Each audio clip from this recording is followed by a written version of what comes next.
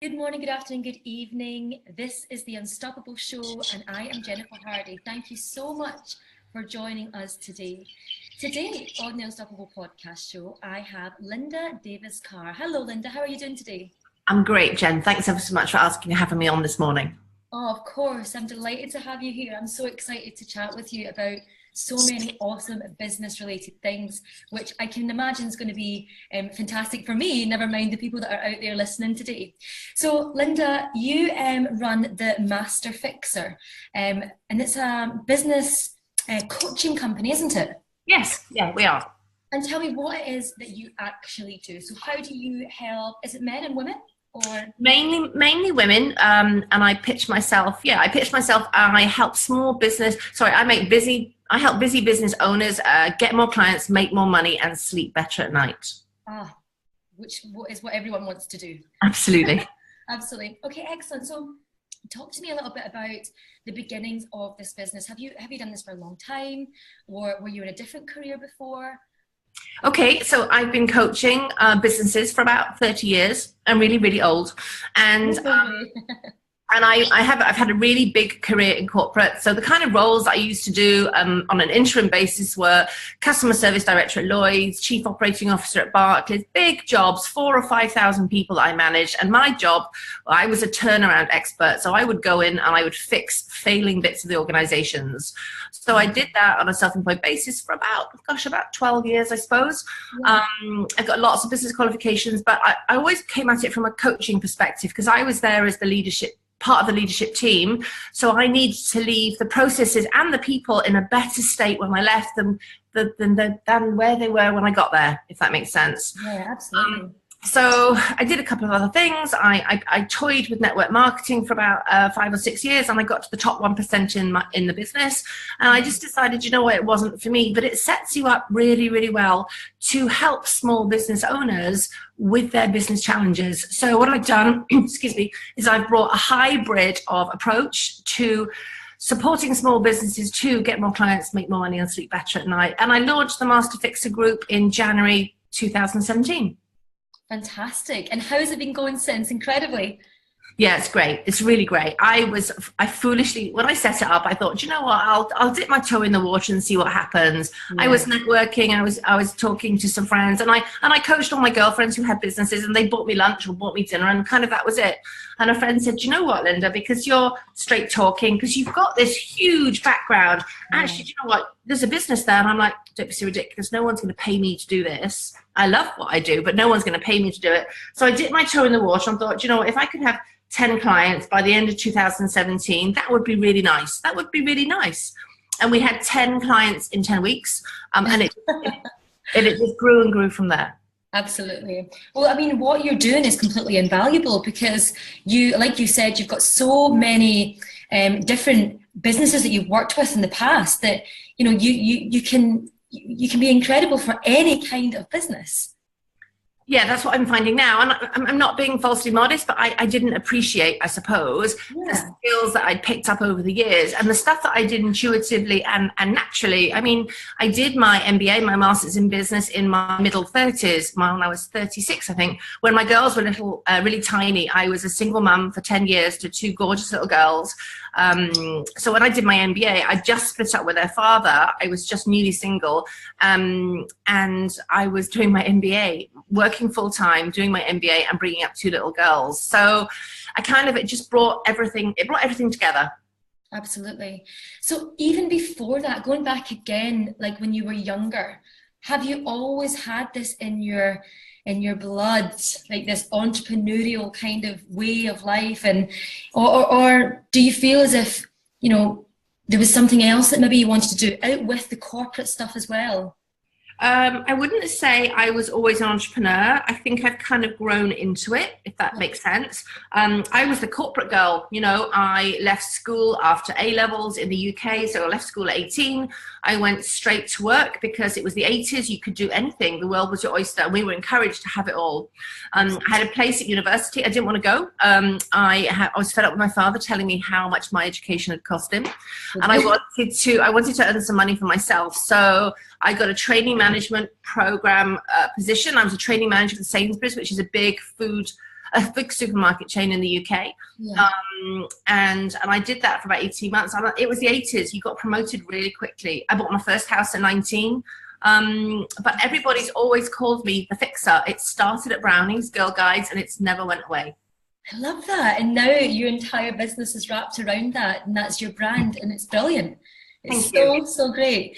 So everyone talks about when they're starting a business that, you know, there's so much to think about and there's so much to do, and they have to have the bright, shiny websites, and they have to have funnels, and they have to have so many different things and different plates spinning. And it can be very, very overwhelming for people that are new into this world. I was just going to ask you, you know, how easy was it for you to get started when you started the Master Fixer? Okay. Well, interesting. I just come out of 2 years of I hit the menopause and got ME in the same year, and I thought I was losing my mind. Goodness. So my confidence was shot to hell, really. So that's why I kind of dipped my toe in the water. I dipped my toe in the water to say, do you know what, could I make this a go? So I wasn't sure. So I didn't, you know, some organizations tell you to jump right in on both feet first, but I didn't. I dipped my toe in the water, and I started the Master Fixer with a Facebook page. That was it. I had no fancy website. I just had a Facebook page. I got really good at marketing. I got really great at collecting testimonials. I gave quite a lot away for free for a great testimonial to start off with, and I built my brand, and I went to town on building my brand. So much so that probably within 3 months, everybody was saying to me, oh my God, you're everywhere. And I'm like, do you know what? I'm not. But I built my brand really strong. Yeah, that's it. Wow. Do you know, that is some incredible tips for anyone that's out there listening. You know, just what Linda said there, building your brand is absolutely crucial, because you need people to understand what you do and know, like, and trust what you do as well. And then, of course, what she was saying, testimonials. I mean, you could grow a business, and isn't it the most beautiful way to grow a business, actually, upon testimonial, and actually having someone say to their friend, this is a woman that you need to work with. Yeah, I mean, don't get me wrong, funnels and email marketing and Facebook ads, they're all absolutely amazing, amazing. And I obviously now I use them in my business, but in the very beginning, no, I just went to town on what I call is now the lifeblood of your business, your marketing, it's your testimonials. So like you said, Jen, people have got to know, like, and trust you. They'll do more business with you if they know, like, and trust you. You know, and a testimonial probably is brilliant for a small business starting out. Absolutely. You were talking as well at one point within your journey, you were literally doing it all. You were raising your girls at the same time as being at uni and, you know, doing your master's, wasn't it, MBA? Yeah. And also running the businesses. It just, some people would be like, oh my goodness, that's far too much. Was there any way, or could you give us some tips on how you managed to be productive during that time, obviously, with bringing up the girls? Because I know what it's like. It can be so hard. And did you have any kind of planning strategies that made it a lot easier for you to get all of that stuff done at one time? Oh, golly. Okay. So I had a really, really strong why, Jen. And I think I coach on this, and I think, you know what, you've got to stay emotionally connected to your why at all times. Because if your why will get you out of bed in the morning. Your why will get you to an appointment when you really, really don't feel like it. Yeah. Your why will help make you make that call when you really haven't. You're not feeling it. Yeah. So my why was really strong. My why at the time was to provide for my girls. My ex didn't contribute if he didn't feel like it, and used money as a control. So it was kind of down to me. The mortgage, the bills, the school fees, eventually everything was down to me. So my why was really, really strong. Yeah. And I would work. At the time I wasn't great in the morning. I would work late at night. So I got used to working, get the girls settled, watch some rubbish on TV, which used to be my switch off, get myself a big mug of tea, and I used to work between 10 and 2 but in the morning, but I could only do that for short bouts of time. I don't think that's sustainable. You know, you get ill, you get run down. So that was my technique. So I know some people like doing the miracle morning. They like getting up earlier in the morning. That wasn't my thing. My thing at the time was I would work late at night, but I couldn't do it all the time. So I did it in short bursts of energy. Yeah, that, you know, that's exactly the same as me. I've never been a morning person, and listen, I would love to be. Yeah.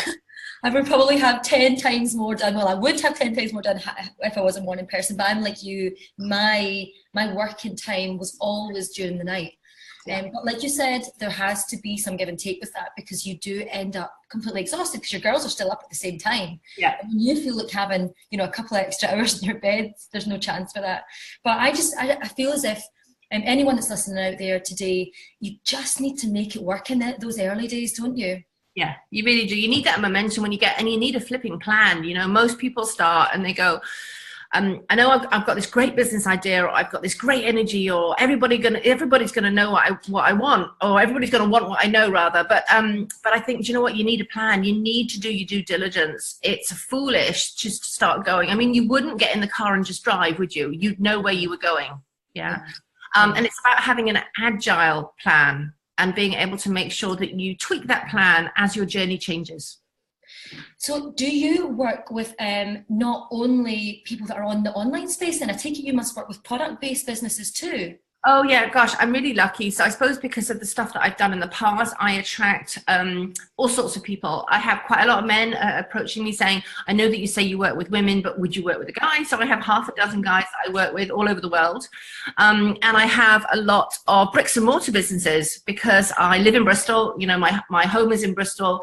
That's where my family is. And I built my business face-to-face to start off with. So now I have a lot of clients all over the world. But then when I started, I was doing bricks and mortar businesses, small businesses in the Bristol area where they wanted face-to-face. But now I do mostly like you, I do it mostly on Skype, but I love the face-to-face with people. It's so nice, isn't it? Because when you're on this online space all the time, you're acting like a solopreneur really, and you're on your own, and you want to share your wins, and you want to have that energy, that face-to-face lovely kind of experience with people. So I'm like you now, only now am I getting out and actually having those kind of experiences, because I was like, okay, I need to start seeing actual human beings, and not just talking over the internet. Although how beautiful is it to be able to reach the world?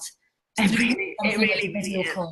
I mean, one of my really big clients, they run a multi-billion-pound building company in Sydney in Australia. They have offices in London as well, but I've been out to Sydney, they're checking me out. But that's so amazing. You know, I can support him from here on Skype. And occasionally, if he's really, really lovely, he flies me out to Sydney. So how cool is that?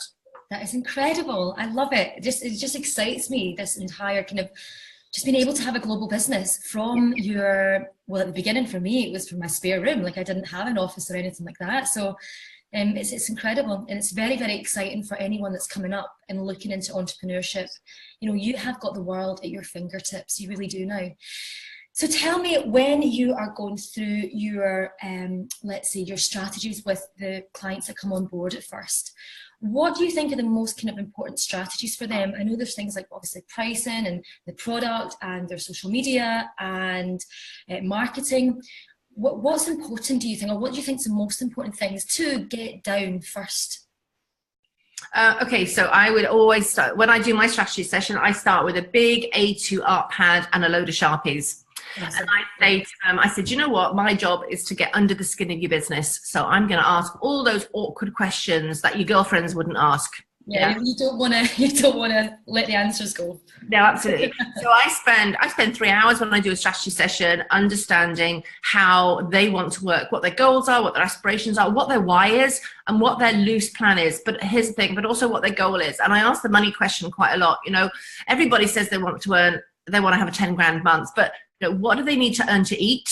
Yeah. Yes. And what do they eat? What do they need to earn to contribute to the family pot? That's a really important question. But, you know, what's the aspirational goal? So we might start smaller. You know, they might need to contribute £1,000, £1,500 to the family pot. And that's good to know because that's their base point. Yeah. So then what's their stretch? What would they really like to earn? And what's their aspirational number? I work with a lot of small businesses where a lot of women who just want to feel like they're contributing to the family pot. So most of the time it's, I want to earn £1,000, Linda, or I need to contribute 1,500. Yeah. Yes. And then I'd really love to earn 2.5 so we could afford that holiday. And then it's, I'd really, really love to earn 5 or 10 grand a month. Absolutely. And Yeah, and I build it up gradually because, you know, going for an aspirational goal of 10 grand is amazing. But if you're earning £250 and your goal is 10,000, it's going to take some steps to get there. Yeah, absolutely. I mean, that's the thing. It's not impossible, but you need to plan, like you've been saying. Yeah, you need to plan. So in the strategy session, I would say, you know, I get clear about their goal. I get clear about their why. I get clear about their plan. Yeah, their tactical plan that has to be agile, and we work on their mindset. Now, I'm not a mindset coach. God, no, I'm not. And there are amazing people out there who are much more qualified than me. But I went on a call with a great coach about 2 years ago, and he was trying to sell me his program in the States. And he said, you know, it's and I said, well, what is it? I just want the tech because I'm okay. I'm literate, but I wouldn't say I'm as good as you. Yeah. And I said, what is it? And he said, Linda, do you know what? It's about 20% tech and 80% mindset. And I'm like, you're joking. You want me to dump this money for 80% is mindset? And he's like, yeah, but that's where you get the accountability, Jen, isn't it? That is, it is. So and that is important. Yeah, so actually, do you know, what's my growth strategy? I talk strategies, I say to them all the stuff I've just said, and then I talk to them about what's your mindset strategy? How do you look after you? Yeah. And then what's your growth strategy? So do you have a fixed strategy, a fixed mindset, or do you have a growth mindset? And let's work on that together. Yeah, and that's the thing. That's normally the first thing to go when you are really busy in your business, you're trying to get off the ground or you're trying to scale. The first thing that you let go of is actually looking after yourself and your growth, your mental growth. That's when the problems lie. So yeah, it's so important to have that in the bag as well. And I believe actually wholeheartedly that mindset is 80% of what we do. Yeah, it really is. I mean, I had a coach approach me. She found me on Instagram. How weird is that? She found me on Instagram. She said, and we got on a call and she said, I need you in my life. And I'm like, okay. But I was listening to her going, oh my God, I need you in my life. She's an executive coach. She works with CEOs and MDs, and she's got a big operational background. Yeah. And we got to her why. And I said, you know, what do you need? She said, do you know what? She said, I'm strong for everyone else. I just need someone who's got my back. Oh, amazing. And I went, is that it? And she said, yeah, I need all the strategy stuff, Linda, as well, but I just need someone who's got my back. And she said, and you're my person. I'm like, okay, I can do that. Absolutely. I mean, and you know what? Sometimes that is what coaching is. Yeah. It's someone to say, do you know what? I've had a terrible day. This is what's happened. Can we talk through it? Yeah. You know, not even make me feel better. Just let's talk through it. How did it happen? What's the lessons? Yeah. And someone to be in your corner, someone to be your cheerleader all the way through the good, obviously, but also those times where you feel as if the roller coaster is going through a massive dip. And that is one of the reasons why I absolutely adore this coaching business that I have to. It's incredible. I feel really blessed. I'm sure you do too. I feel really privileged to have fun. Yeah. I feel really privileged at the age of, how old was I? 51 when I started the Master Fixer. At 51, I started the business. I wish I'd started 30 years ago, 20 years ago, but maybe I wouldn't have had the skills or the wisdom that I have now. Yeah. You're incredible. I see you all over the place as well. It is as if you're everywhere. It's amazing. So tell me, for anyone that's out there listening to this awesome podcast recording, what do you think, Linda, do people need for the best chance of success? Oh, great question. And a big question. It's a really big question. Yeah. All the things that we've talked about today, Jen. Absolutely. But I suppose if you were to ask me to put it in a nutshell, I would say work harder on yourself than you do on your business. Yes, love that. That's so important. That's it. Love it. Excellent. Oh, Linda, you have been amazing today. So much value. Thank you so much for all of you, all that you've been speaking about today. It's brilliant. Thank you, Jen. Thank you for inviting me. I appreciate it. Where can people find you, Linda, if they've been listening to this and they're like that other lady said, I need Linda in my life? Where would they come and find you? I'm on Facebook as Master Fixer. I've got a really nice Facebook, a really great Facebook group. And then my website is themasterfixer.com. You can find me there. Excellent. And I believe that you're very giving. So you actually give people some free time just at the beginning to get to know you. Is it like a free kind of 30-minute call or something like that before? Oh, yeah, thanks, Jen. Like most of us do, I think, you know, there's got to be a good fit. Yeah. So, you know, there are hundreds and hundreds and hundreds of coaches out there, and many of them are brilliant, but you've got to find the right fit for you. So like most coaches, I offer a free a complimentary 45-minute strategy session for anybody, yeah, who needs it. So no obligation. We just get on a call. There's a booking link on my website, and let's talk through the issues that you have. Wonderful. Excellent. Thank you so much. So everyone listening, if you have been listening to this and you're like, oh my goodness, everything that she said I need, then you can click the links below and all of Linda's information is there ready for you to click on and set up your call over the next few days. Please, you need to get this lady in your life. She is quite incredible. I have had the blessing of being involved and collaborating with her in a high-end mastermind, and she is amazing. So thank you so much for listening. Again, if you want to listen or want to hear more about Unstoppable and what we're all about, then again, the links are just down below. You can also apply to be part of this epic podcast show. But I will say good morning, good afternoon, good evening again, wherever you're listening in the world. Thank you so much for being a part of this movement. Speak to you real soon.